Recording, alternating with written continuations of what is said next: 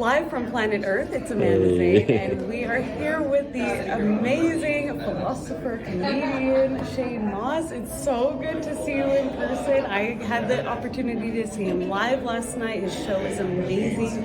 Urquhart was a politician, and then went off to create all sorts of weird mushroom Mormon healing, and from what I hear, tries to tell people he's my dad. Proud of you, son. I think that more than anything, that what I've learned from my drug experience is that I can never, no matter what, I can never rely on one substance to consistently deliver everything that's going to heal what ails me in whatever, or to be used for celebratory use or whatever else. And so, you know, I'm from a city, La Crosse, Wisconsin, has the most bars per capita in the entire United States. And alcohol is the one-stop shop. That's the one drug that everyone does. That and tobacco, you know, cigarettes. You drink and you smoke cigarettes, and that's how you like get through this existence. That's how you alter your state.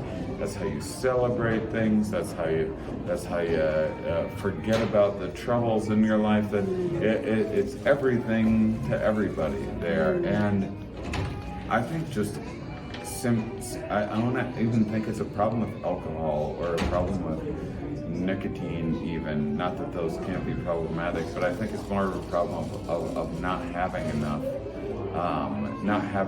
enough options for people, because there's a lot of days, there's a lot of experiences in our lives, and so we need different we need a platitude of tools for the platitude of absolute randomness that life is going to throw at. Yeah, like variety is the spice of life. That is. There's a lot of dumb reasons to do psychedelics. Yeah. I've done psychedelics for a long list of dumb reasons.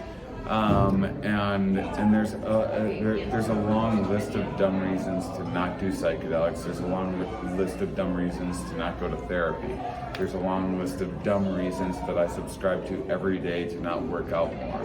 You know, it's just teasing apart, like understanding, like what it is our reasoning behind making the decision to pursue psychedelic therapy or exercise or watching a movie.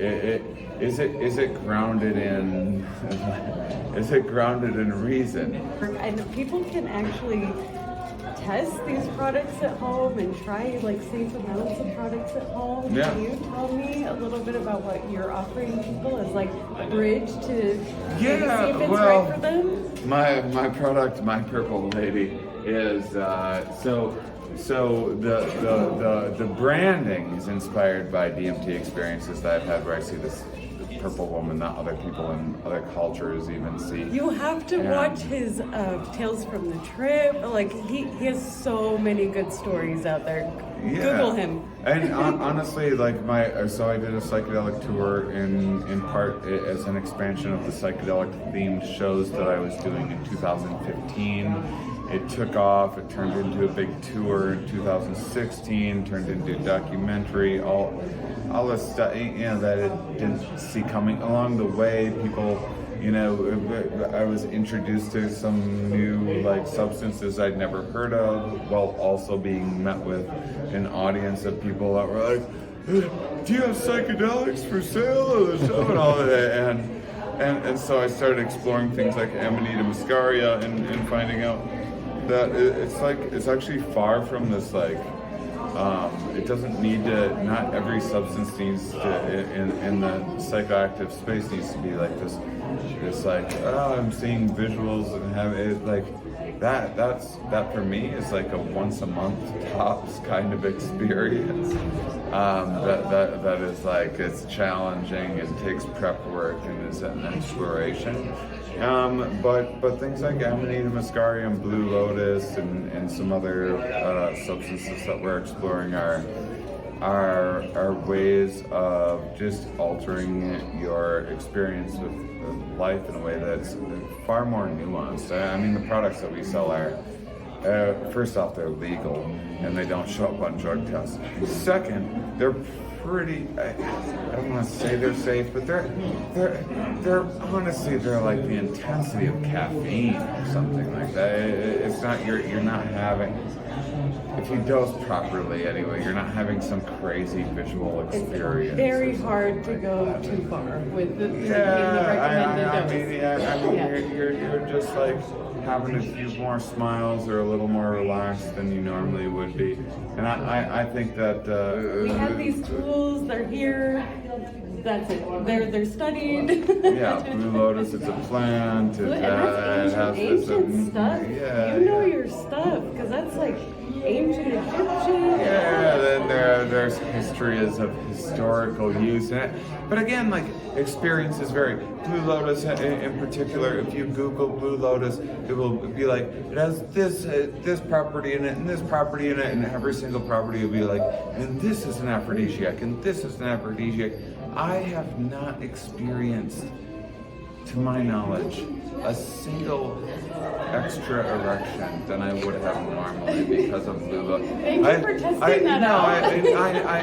I check my erection journal every day, and I look at what the tally is, and I see what variables are thrown in there. And I've seen no evidence for me personally of Blue Lotus actually leading to a more aroused state. Other people swear by it. But for me, like for me, it's something that like it makes me smile. I notice myself smiling a little bit. It's not going to do that same thing for everyone, and that's what the world of psychoactive substances is like. That's what the world of psychedelics is like.